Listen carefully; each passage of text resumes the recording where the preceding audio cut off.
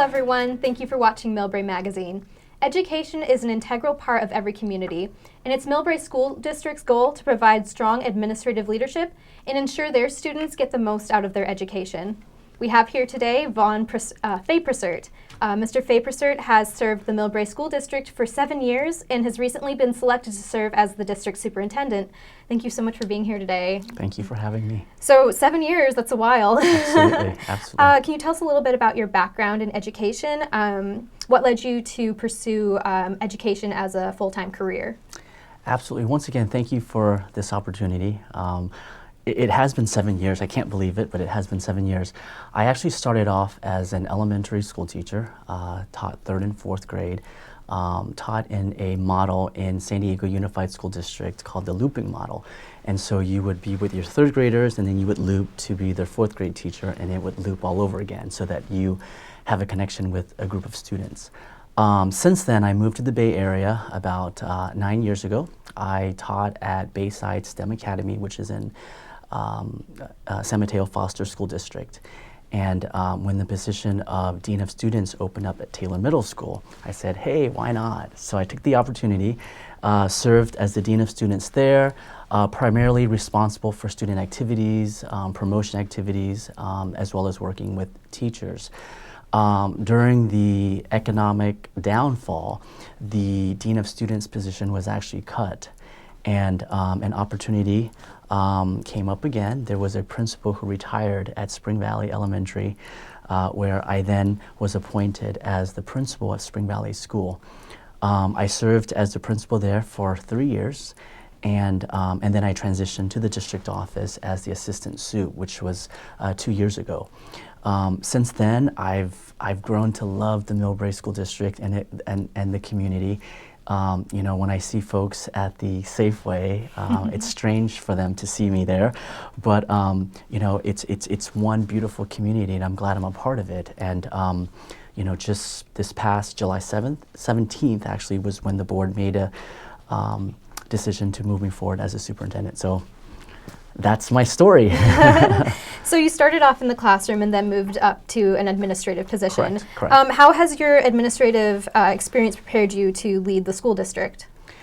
You know, I think the job of a superintendent is essentially the CEO of a corporation.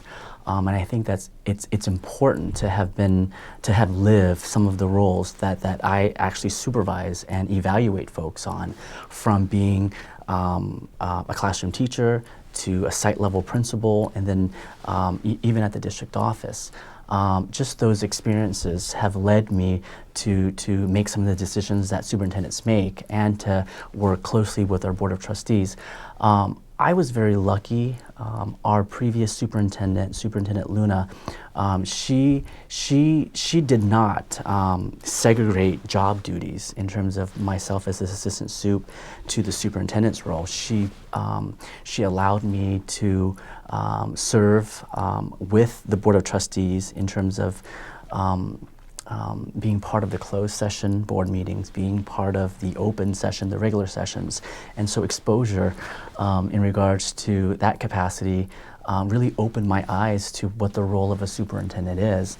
You know, the daily duties obviously are just from living the daily life of a district administrator.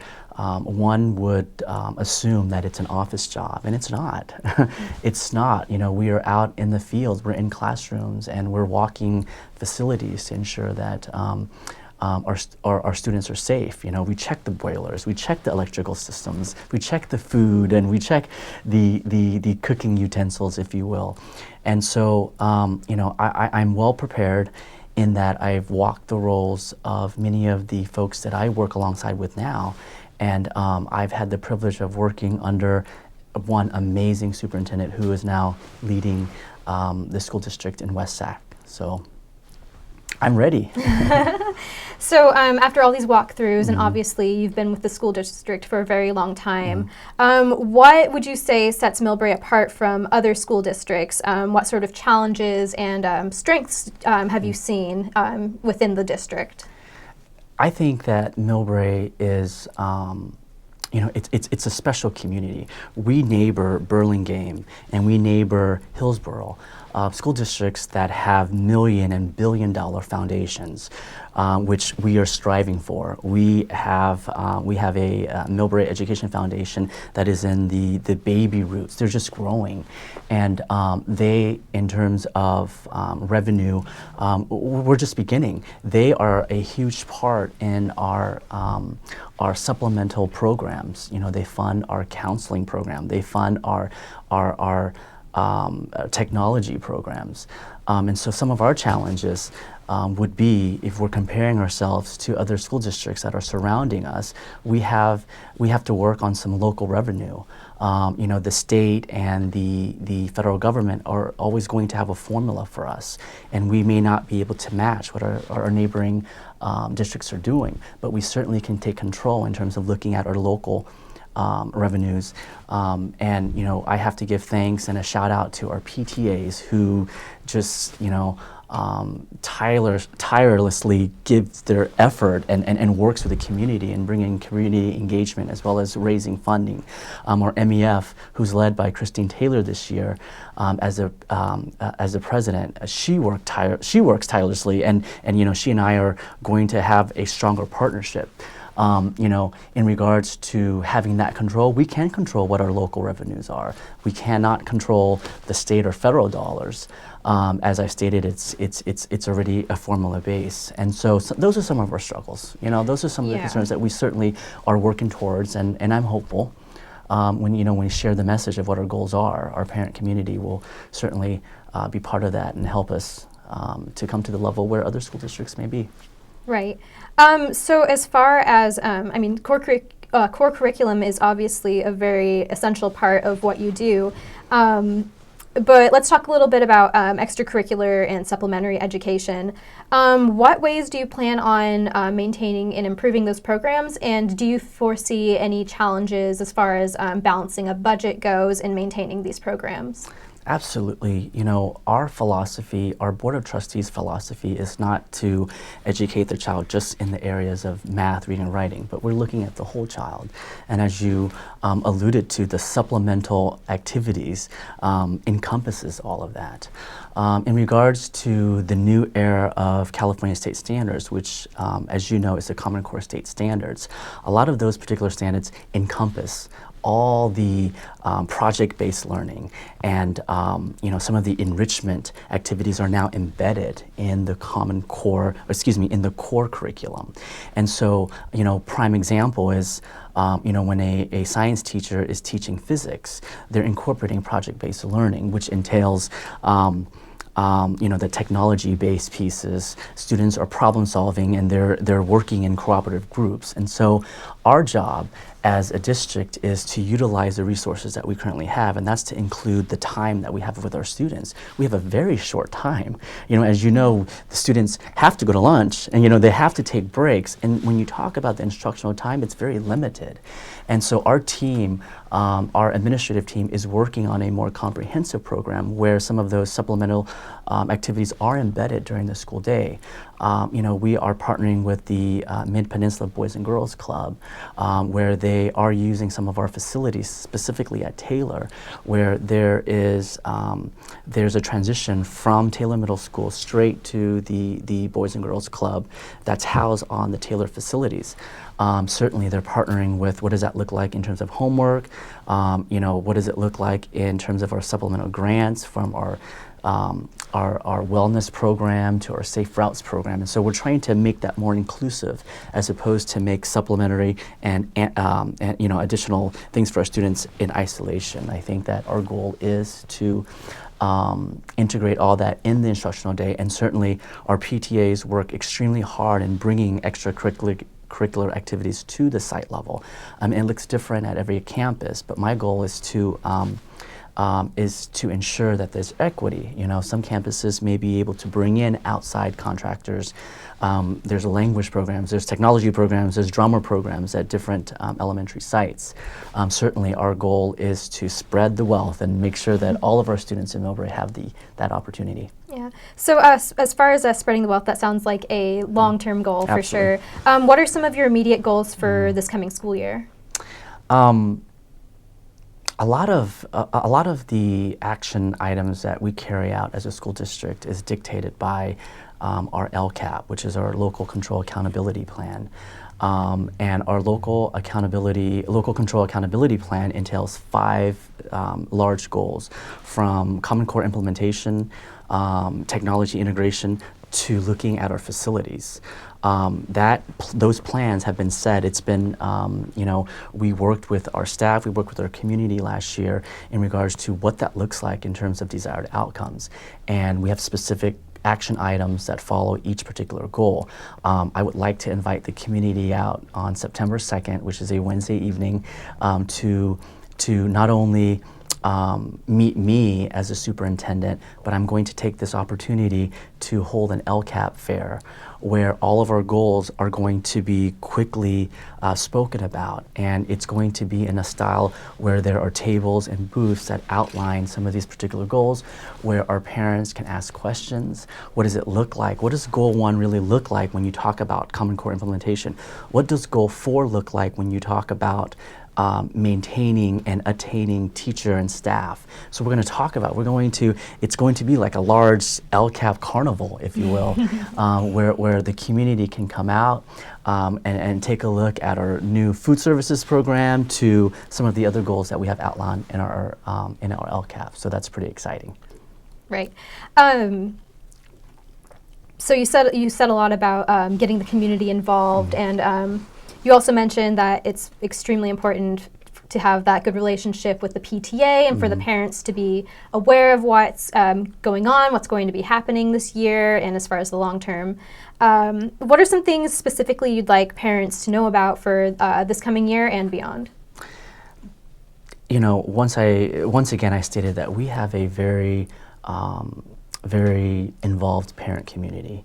And that's special to Millbrae. You don't have that involvement in other communities. One of the beauties that I have is not only our parents, but our students are self-motivated. We don't. A lot of communities have to nurture that and cultivate that. Well, we already have that to begin with. What I want our parents to know is we've had a team. When I say team, we've had academic committees working on short-term goals as well as long-term goals for their students. We have a blueprint, if you will, for each goal that's outlined in our LCAP, from where we want to begin the school year in terms of introducing our goals, previewing what their students will learn for the particular school year. We're going to have a mid-year LCAP review to solicit parent responses. We told you that these goals were going to happen. How are we doing? And so that will be the January LCAP fair. And then at the end of the year, in April or May, we will talk about a reflection of how well we've done or how well we did not do. But for our parents, continue to encourage your students to be the best learner that they can be. To know that we have a team at the district office working on short-term and long-term goals. Certainly to continue to be involved with your school community. There's research out there that says we cannot be a successful school district if we don't have that parent and school connection. And so I always, every time I've made a statement to parents and have opened up at open houses or back to school night, my expectation is that they know who their teachers are. They ask questions. They ask the principal how they can support the schools. It's not only about monetary dollars, but supporting the school could just be sending a thank you note to your teacher. It could be sending an email showing appreciation to the janitor. That is involvement, And so that is probably something I would give a shout out to our parents, to continue their support, to just continue to support their teachers and the school environment, and certainly to pay attention to what their students are learning at school. So you've got the parents, you've got the teachers, you've got the administrators. There's a lot of people involved and a lot of moving parts in order to run a school district. But let's bring it back to the students, because they're the most important part of this whole operation. Absolutely. On a more personal note, what sort of message would you like to send to the students? What would you like to say to them? You know, first and foremost, I hope that they are still reading every night, and that they are doing their multiplication facts every night. You know, the research in regards to the lapse in learning.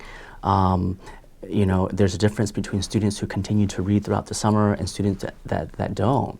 You know, students do, we often see they fall back. You know, say that they're at a reading level of 23 and, or excuse me, 24, and they didn't read in the summer. A lot of times they will fall back to 22 or 20, while the students who continue to read throughout the summer, encouraged by their teachers and parents, they kind of skip to the next level. And so that the importance of learning it doesn't just happen in the classroom. It should be encouraged, and it should continue throughout, you know, their not only during the summer, but throughout their lives. You know, one of the things I would say to them is, I got pretty emotional during the 8th grade graduation or promotion last year, because some of the students that walk across that stage were my very own 4th graders, you know, when I was their principal. And so it's really strange to see these little bodies become big bodies. You know, they're walking across the stage, and one of the things I have for them is, you know, we as educators, we as teachers, we as principals can give all that we can. That's our job. We wake up in the morning to say, what is it that I can do today to change the life of us, to change the how, you know, the students think about work and change a life. And it's really up to them. It's really up to them in terms of what they take, what they do with the information that they've learned, and, you know, how to be a better citizen. It truly is up to them. We can nurture that, and that's certainly our commitment. All right, that's great that you have such a personal connection with the students, and, you know, it is, of course, very important to come from, you know, to go from a classroom to running a whole school district. Absolutely. You know, it's good to, you know, keep that those personal roots tight. Absolutely. And you hear that, kids? Do your reading, do your times tables, and maybe you could be the superintendent of a school. If you'd like more information on the upcoming school year or for school district news in general, you can visit millbraeschooldistrict.org. And on behalf of MCTV, I'd like to thank you all for watching, and we'll see you next time. Thank you so much for being here. Thank you. Thank you for having me.